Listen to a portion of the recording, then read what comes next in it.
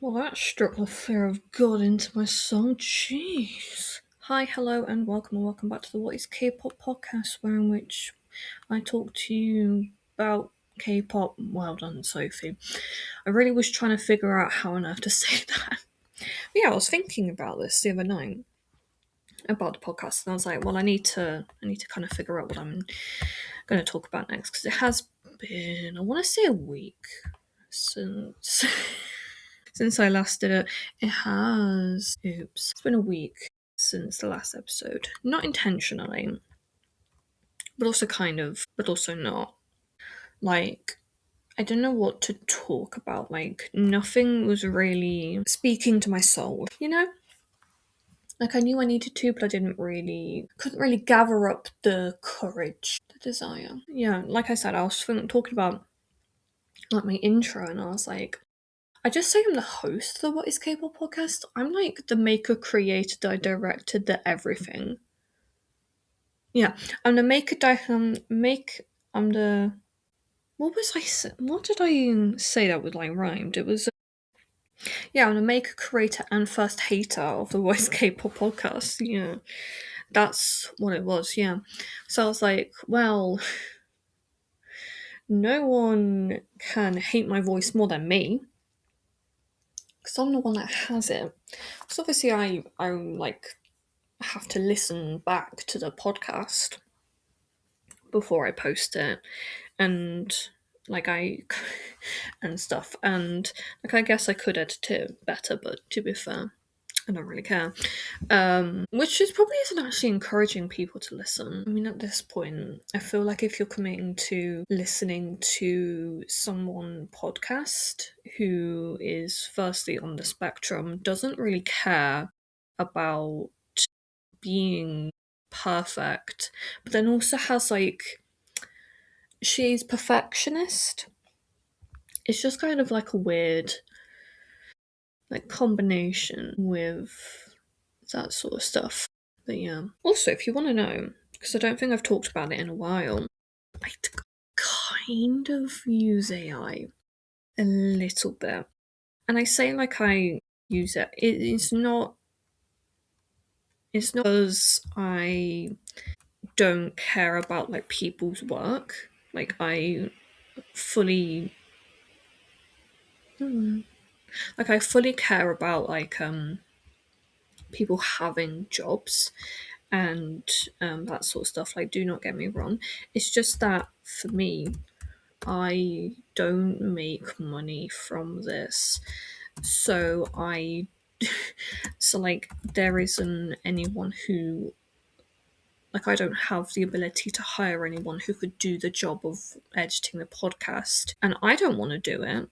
And so if there's a tool that can help me with doing that, then I'm gonna do it. But no, I fully get why some people might feel a certain way about it and like probably might be wanting like not wanting to listen, which is fair enough. Like if that's you, then I'm okay with that. Like you can leave if you want to. I don't really care all too much. It's just that with not having the ability like not first of all, I don't have the editing skills to edit this, nor do I really want to have to listen to my own voice that much in order to do it. So I just do it in like I just use a piece of software to do it. I don't know. You can does that can I, words is this fine? I think it's fine. And we're gonna say that it's fine because life happens and I don't always want to do stuff. But yeah. So anyway, we're talking about Saint Satine today.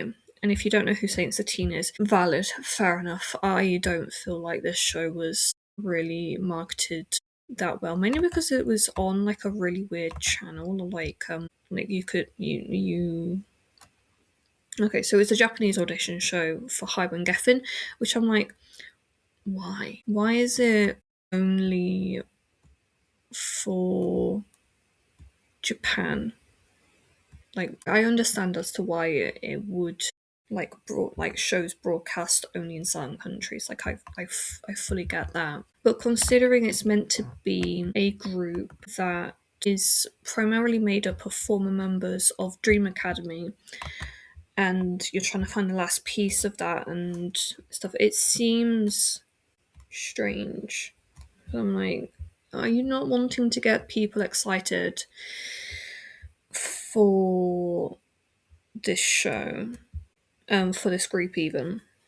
So yeah, you could only watch it on Amoeba. Yeah, it says Amoeba, and I don't understand kind of why Sakura, who is the final member of what was pre-debutly known as Prelude, like why she would be debuting in a group when like all of the other members are so much older than her. Like they're all 2021. She's 16, and I don't think that Sakura is that talented or that like however the music performance, like Party Before the Party, that was the song that they were Saint Satine performed as like Saint Satine for the first time. Like it didn't make me want to watch them. Like yeah, I'll like follow them. I'm using air quotes doing this by the way. Follow them because of this podcast, and I probably will carry on even when I'm like not doing this anymore. Like I'm just gonna carry on following them, but I'm not doing it out of like I'm just finding them for the first time. You know? Do you get kind of what I'm talking about?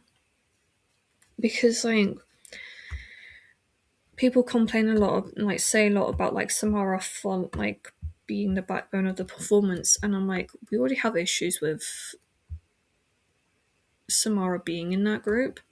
And like what I don't get is that like Emily was doing so well with like being a backup dancer. She obviously was part of XG's performance at Coachella. For like Lexi was doing our song production back in Sweden, and we didn't know what Samara was doing. And then they suddenly get brought back into Highball. Maybe they were always there and we just didn't know. But it feels a bit disingenuous. Like it could have been stated that like, oh, Lexi is still at Hype doing musical production, and we could have seen her producing skills in like some songs, and that Emily is kind of a dancer under Hype, and that she kind of works with these different artists and stuff. Like I think that would have been so cool. Like if Cat's Eye, like one of the the backing dancers, some of them could have been like ex Dream Academy people, or like not even that, but when it was just like training and development, like not like Narjess is the only other person that I'm thinking of right now, but she wasn't really in the show, like the Popstar Academy show. But I only know her off of TikTok because I think it was TikTok. It was either TikTok or Instagram, and like if it had like honestly, I just kind of wish that companies were a little bit more transparent with saying that like yeah, these people are still under Hype doing X, Y, and Z. Maybe not saying that like they are preparing for something potentially, but like not talking, because they didn't lie, but they didn't say. I don't know. So yeah, so I've talked about the former Dream Academy people like 3 times, like these girls 3 times now. This is the third. So damn. Anyway, so first up we have is Lexi Linnea Levin. She was born on the 28th of August 2004, making her a Virgo and a monkey. And she lives in Stockholm. She's from Stockholm, Sweden, but currently lives in Los Angeles. She's ethnically Swedish, Chilean, German, and Russian. I don't know why I said Russian with an accent. Russian. She was a contestant on Dream Academy, but withdrew after the second mission. She was the third member to be revealed. She was best friends with former Dream Academy member Esrella. Her nickname is Lex. She can speak English and Swedish. And she produces music. I love how I ate just before doing this, so now I've got the burps. I love that. Just I just constantly do it to myself. I'm so sorry. Next we have is Samara Sakura, born on the 11th of September 2005, making her a Virgo and a Rusa. Can I just say really quickly, I hate the weather recently because like I open a window because it's warm in here, and then like the cold breeze just makes it cold. So I close the window so then I can do the podcast comfortably. But now it's warm again.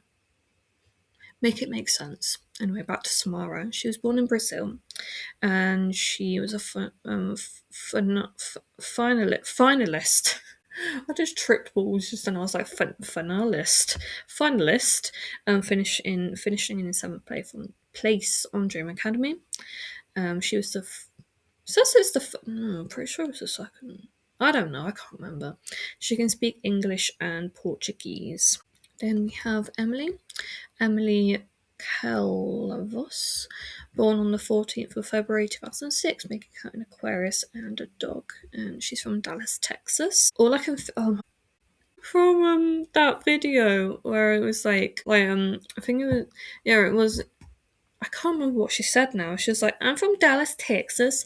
And like everyone was making fun of her, like on like edits and stuff.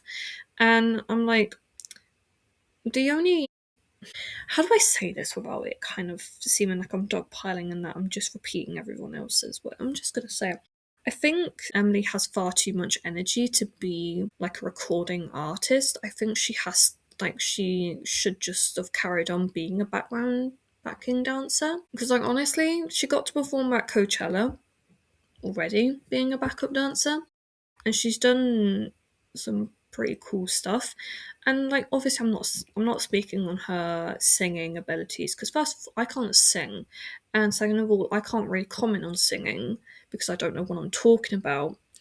And like she was fine on Dream Academy, I guess, like in the wannabe performance that she did with the two other girls, sorry, and Uwa, I think it was, or I think it was Uwa, one of the Japanese contestants. I'm gonna have to look that up actually. 1 second.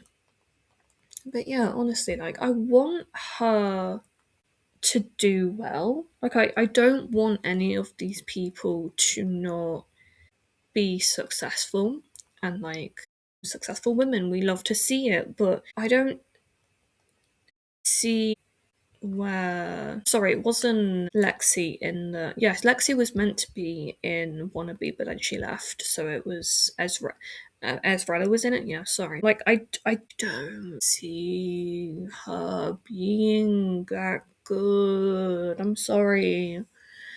And like they're meant to debut this year, and I don't, I'm sorry, I just don't see it happening quite yet.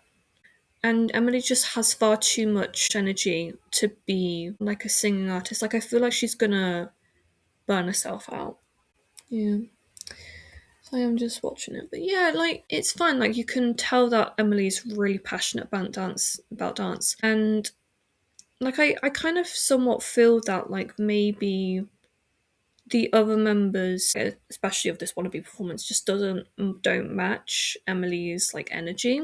And I'm just wondering if Emily can not necessarily like don't dim her energy because I don't want to say that, but just slightly tone it down to make it look cohesive but also have that level of individuality. San is a good example of this. He is explosive, but also the other members can have that explosive energy, and San never makes his energy feel like so insanely eye-catching that you could never notice like the other members. And Ahyeon, like as much as she gets criticism, and I feel like it was rightly, like the criticisms were right, now she's toned it down, and I think maybe like YG was telling her to act like that. Like she's now in a position where she can perform in a group with 5 6 other members. So yeah, I really want them to do well. Like I never want anything bad for groups. I'm just worried given what I already know, and I want to know more if there is more information, you know? Then, lastly, we have Sakura, Toby Sakura, born on the 20th of February 2010, making her Pisces and a Tiger. She's from Toyama, Japan. She's obviously the final piece of the group. Her role, so sorry, just malfunctioned. Her role model is I need to calm down.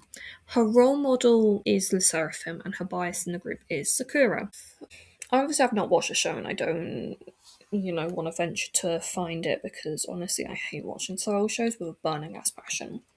Like, I've talked about it to my family, and they're just like, well, just don't watch them then. I'm like, well, I want to watch them so I understand what I'm talking about on this podcast, but then also I'm just like, bitch, I do not have the time. I do not have the energy to be doing this. Like, I need to do my college work. That's kind of where we're at with that. I do appreciate, I like the fact that the first song she was able to dance to was Nizu's Chopstick, because I'm actually a big fan of is it Nizu or Nishu? I've heard it both ways. Like, I don't listen to them as much anymore, but actually I went through like a really big phase of them for about 2 months, and now I just like have them in my playlist that I just like some of their music. Yeah, it's very the first, I would say, like 2 years, that's the main amount of music I listen to. So I do appreciate that. My concern lies within the group dynamic of her being 16, the other members being 21, 20, because they're not in the same life stage as Sakura. And like, I'm friends with someone who's turning 18 soon, so I'm in the same boat in like the age difference. And talking to someone who's about to turn 18, like, I kind of see as to that interpersonal development that she needs to have, that only comes from being 18 and being a fresh adult and kind of having those new responsibilities kind of come on to you. So yeah, I do kind of, there is that concern, but given the interview thing, I think that maybe it will be okay.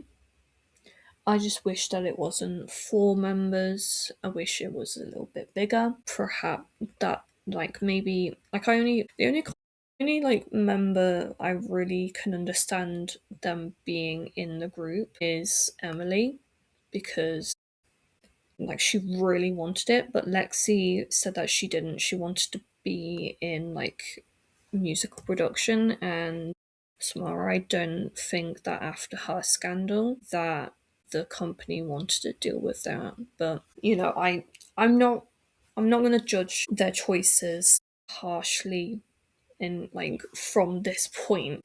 Like, they're not going to change from a 22-year-old woman's like personal preferences, you know. So yeah, I wish them the best of luck, and hopefully, fingers crossed, I hope that they won't turn into what Cat's turned into. One thing is that Sakura didn't actually train in singing before the show. So I don't know if many people know that. They just criticize like her performance right then. She doesn't know how to sing properly, so she's not going to know how to sing properly doing a performance just yet. We have had obviously time since the show started. When I'm not gonna judge their potential as a group until I see their debut. And if those things are still there, then we will have to have a bit of a different conversation, and I might be a little bit more critical. But as it stands right now, I think that this will be okay. I have faith that it will all work out. But yeah, thank you as always for listening. I'm going to carry on watching next Dream Academy performances because some of them are really good. Anyway, thank you and goodbye.